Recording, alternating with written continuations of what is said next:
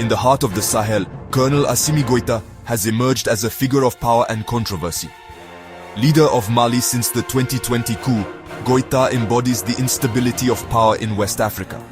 His leadership, marked by a distinct shift towards Russia, has created ripples within the international community. Goïta's rise to power has been swift and unexpected, first gaining notoriety during the 2012 coup. His rise is inseparable from the broader geopolitical context of the Sahel, a region ripe for exploitation by external actors like Russia. To understand Goïta's growing ties with Russia, it's important to look at Mali's history of relationships with other countries. For decades, Mali had close ties with France and other Western nations. These relationships were built on economic aid and military cooperation. However, the 2012 coup showed how unstable Mali's government was and raised questions about Western involvement. Goïta's rise to power marked a turning point. His government kicked out French troops in 2022, signaling a clear break from the past. By aligning with Russia, Goïta is looking for different military support and more power in discussions with other countries. Mali's relationships with other countries have been shaped by its time as a French colony. During this time, Mali's resources were systematically taken, and its local ways of life were suppressed. After becoming independent in 1960, Mali first followed a socialist-leaning path, building ties with the Soviet Union. However, internal struggles and economic challenges led Mali to gradually realign with France and the West. This partnership between France and Mali involved economic interests, political influence, and security cooperation. Despite close ties with France, Mali embarked on a path of democratization under President Alpha Oumar Konaré in the 1990s. This period saw multi-party elections and greater freedom of the press, but it did little to address the underlying socio-economic problems. The fragility of Malian democracy was exposed in 2012 when a coup plunged the country into chaos. Islamist militants seized control of northern Mali, prompting a swift international response led by France.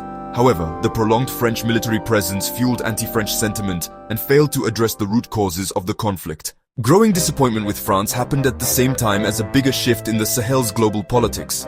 Russia, under Vladimir Putin, was trying to grow its influence in Africa, offering a different choice from working with the West. Mali's important location and valuable minerals made it a perfect target for Russia's goals. The Wagner group arriving in Mali was a big change, with some people seeing them as a better force against the Islamist militants. The Malian government's decision to kick out French troops and welcome the Wagner group showed a complete change in their foreign policy. Goïta's attraction to Moscow went beyond disillusionment with the West.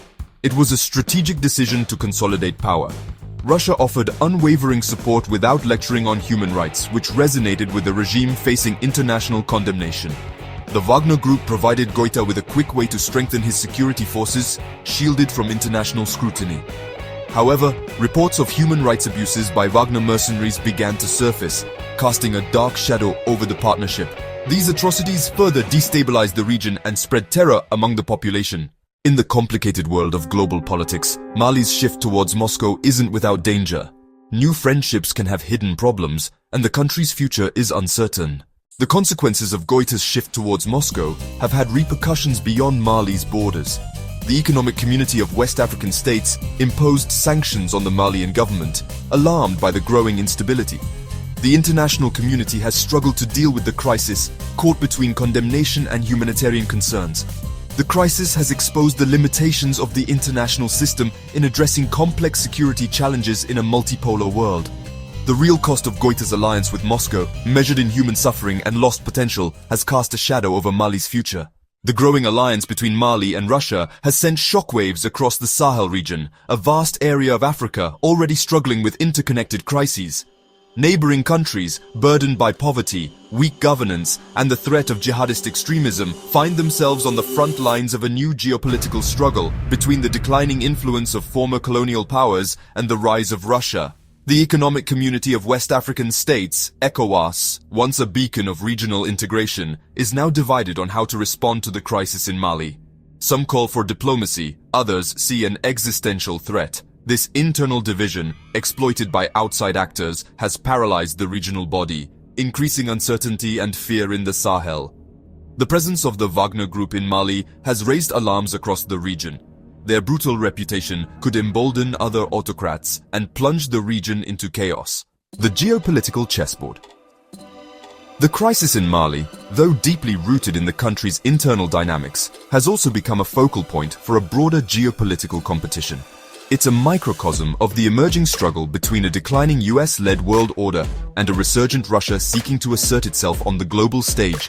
For the West, long accustomed to being the dominant external actor in Africa, the speed and audacity of Russia's incursion into Mali have been a rude awakening. The loss of influence, symbolized by the expulsion of French troops and the arrival of the Wagner group, has exposed the limitations of traditional diplomatic tools and military interventions in a world where the rules of engagement are rapidly changing. The United States and its European allies, grappling with their own internal divisions and a perceived lack of strategic clarity, have struggled to formulate a coherent response to the crisis, often resorting to condemnations and sanctions that have had little impact on Goïta's calculations. Russia, on the other hand, has seized the opportunity presented by the Malian crisis to advance its own strategic objectives with remarkable speed and agility. By positioning itself as a reliable partner to a regime rejected by the West, Russia has gained access to valuable resources, expanded its military footprint, and projected its power far beyond its borders. This assertive posture, coupled with a sophisticated propaganda machine that effectively exploits anti-Western sentiment and promotes a narrative of Russian strength and Western decline, has resonated with some segments of African populations, weary of neocolonialism and seeking alternative development models. The success of Russia's strategy in Mali, if replicated elsewhere, could have profound implications for the future of Africa, reshaping the continent's political landscape and ushering in a new era of great power competition. A test for global governance. The crisis in Mali shows the limits of international institutions like the United Nations when dealing with complex crises.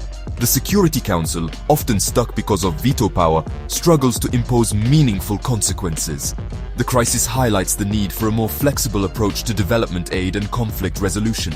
The traditional model, dictated by donors, has failed to address the root causes of instability.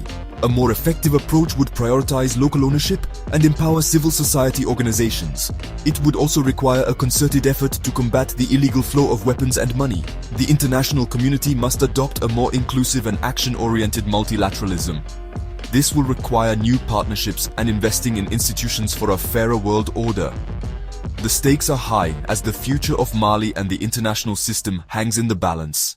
The unraveling. The alliance between Assimi Goïta's Mali and Vladimir Putin's Russia marks a dangerous turning point for the Sahel region. This marriage of convenience has set off a chain of events with potentially catastrophic consequences. The Malian people are facing a future shrouded in uncertainty and fear. The promises of security offered by Moscow have proven to be empty. The Wagner group has unleashed a reign of terror, making ethnic tensions even worse. Mali's economy is being drained, its resources siphoned off to enrich a corrupt elite. The international community seems paralyzed, unable to deal with the crisis. Sanctions have failed to curb Russia's growing influence. The West finds itself increasingly marginalized, its military options limited. The Malian crisis exposes the limitations of existing global governance structures. The United Nations has proven incapable of providing an effective response.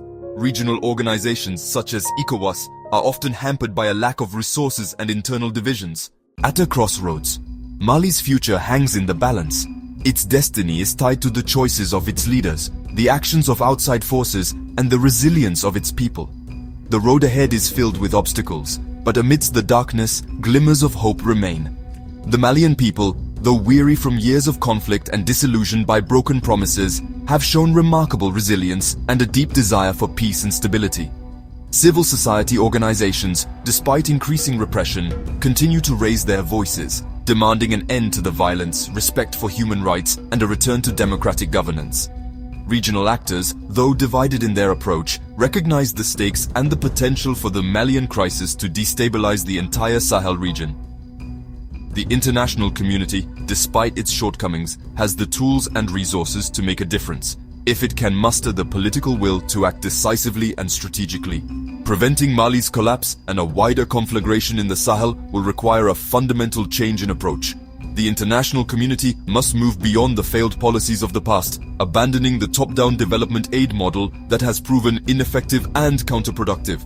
A new paradigm is needed, one that prioritizes local ownership, empowers civil society, invests in sustainable development, and addresses the root causes of conflict, rather than just its symptoms. The Malian crisis, for all its tragedy and complexity, offers the international community an opportunity to learn from its mistakes and chart a new way forward.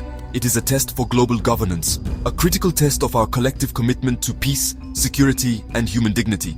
The choices made in the days and months ahead will have profound implications, not only for Mali and the Sahel, but also for the future of a rules-based international order struggling to adapt to a rapidly changing world.